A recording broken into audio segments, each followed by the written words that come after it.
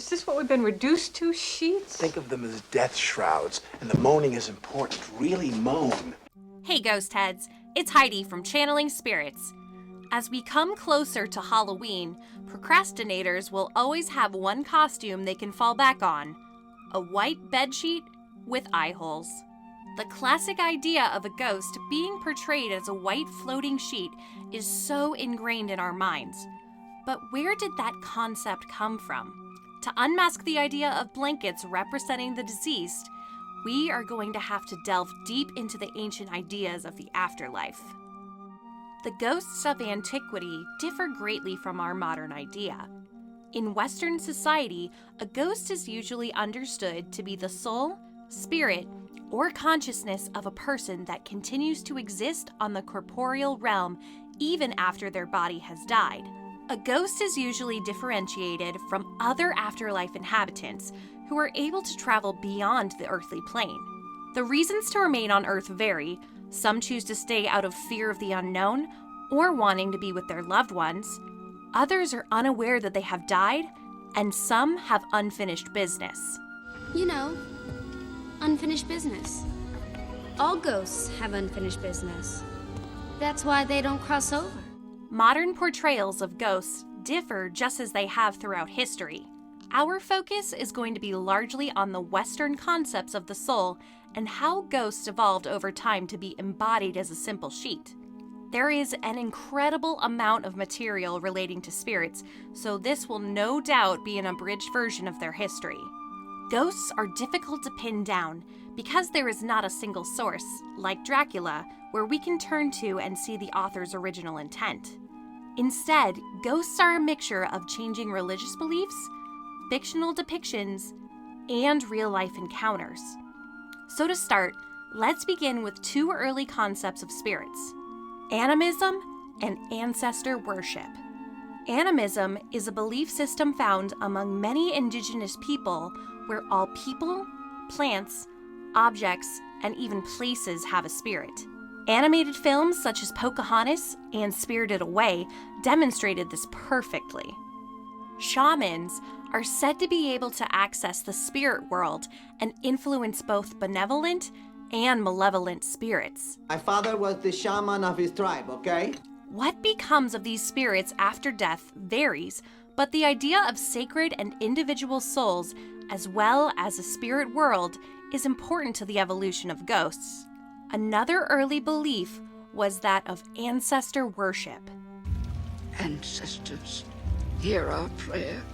Worship does not necessarily mean looking to garner favor. Rather, some cultures believed it was their family duty to provide offerings to their deceased relatives.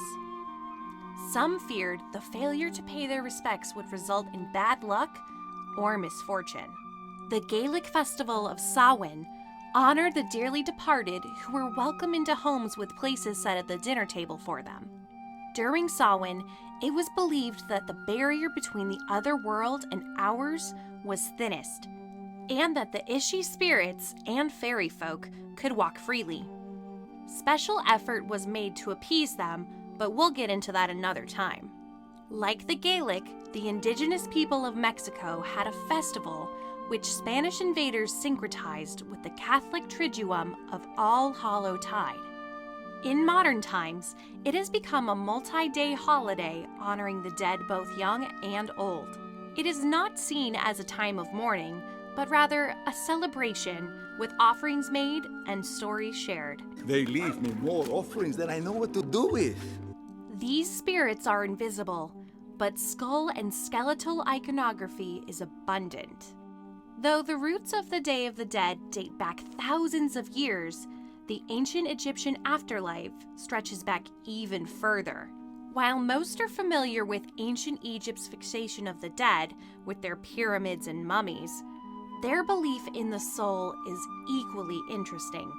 Unlike other cultures who saw the spirit as one piece, Egyptians believed it to be 8 to 10 aspects. While we won't be getting into all of them, two parts are worth mentioning. A person's name was thought to be part of their soul, and so long as it was spoken, he that shall not be named, that person would live.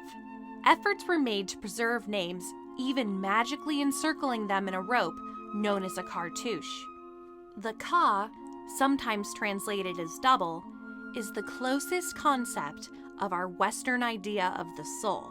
Khnum, an Egyptian god associated with the source of the Nile that brought clay and silt, created the bodies of children out of clay on a potter's wheel and inserted them into their mother's womb. Upon birth, other gods would create the ka when they breathed life into the newborn. Egyptians believed death occurred when the ka left their physical body. Sound familiar? The Hebrew Bible has a similar story of Adam, the first man, being made of clay with his existence beginning when Yahweh breathes life into him. There is a common connection with body being tied to earth and the breath with the soul. The physical body returns to the earth when breathing stops, or rather, when the soul leaves. That is why the Latin spiritus translates to breathing. The image of breath appearing as cloudy or semi-transparent in cold temperatures is likely where the depiction of spirits being somewhat visible or airy came from. The ancient Greeks had their own opinions. Rather than an afterlife, the Greeks had an underworld often named after its god, Hades. Ba-boom. Name is Hades, Lord of the Dead. Hi, how you doing? The inhabitants were shadows, or shades, another aspect of the Egyptian soul, who wandered the underworld without pain, judgment, or paradise. Hellenistic plays had to find inventive solutions to inform the audience that a character was dead. This was solved with a Chironian stairway. The ancient Greeks believed their shades ended life precisely at the time of death, so to convey a character crossed the threshold of Hades, they literally had to ascend from the underworld, but appeared as they did upon their death. As the Romans took over the Greek Empire, one important story from Pliny the Younger takes place in a famous haunted house in Athens. The philosopher Athenodorus bought the house and intentionally stationed his writing desk at a location where a ghost was said to frequent. Expecting the specter, he stayed up late writing and saw the spirit bound in chains. Following the ghost outside, it indicated a specific spot on the ground. The philosopher dug it up only to find a shackled skeleton. When given a proper burial, the haunting ceased. The idea of a ghost bound in chains is no longer common, but it was in Victorian England. The most famous example is Charles Dickens' Jacob Marley in A Christmas Carol. The chains! We forged these chains in life by our acts of greed! As well as Oscar Wilde's The Canterville Ghost. Shakespeare's ghosts appeared significantly different. While his more fantastic plays had wizards and fairies, even his tragedies had the supernatural, the most famous being the ghosts of Banquo and Hamlet's father. The apparition of the king donned a full suit of armor, which contrasted well on the Elizabethan stage.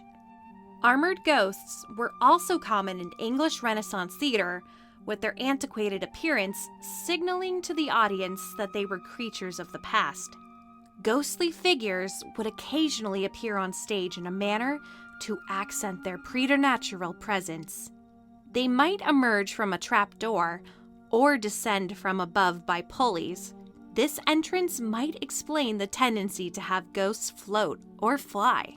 As time went on, the clanky, slow lumber of an armored ghost became a cliched joke. Gradually, ghosts became to be depicted as bodies bound in winding sheets. Anne Jones and Peter Stallybrass perfectly summarize the transition. In fact, it is the laughter increasingly threatens the ghost that he starts to be staged not in armor, but in some form of spirit drapery. But why a sheet? For most of the British population, a coffin was a luxury many couldn't or chose not to afford.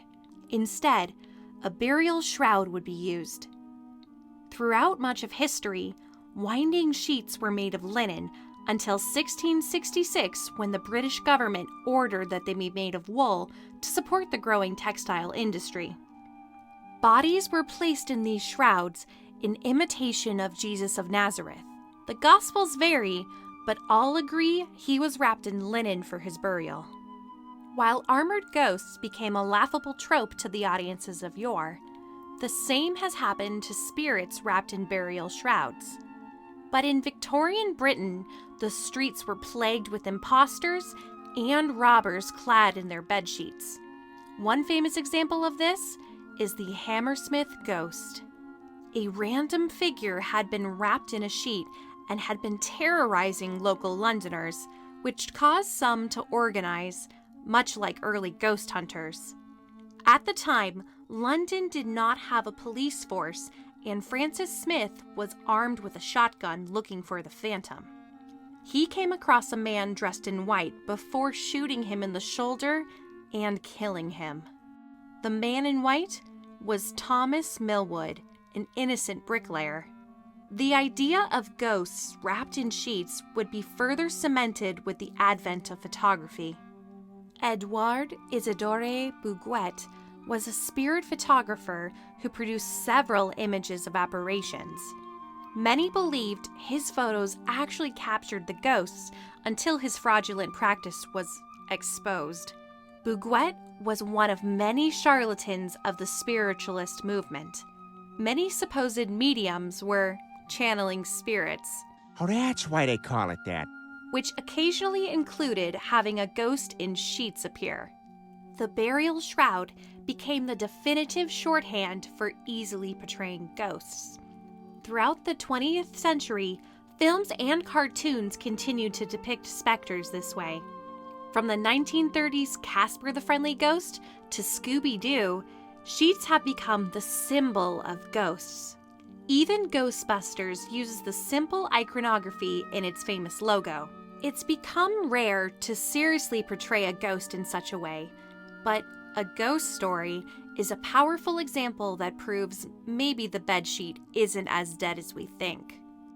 Modern film depictions of ghosts have recently followed a few trends. There are those who are invisible to others while maintaining an otherwise human appearance.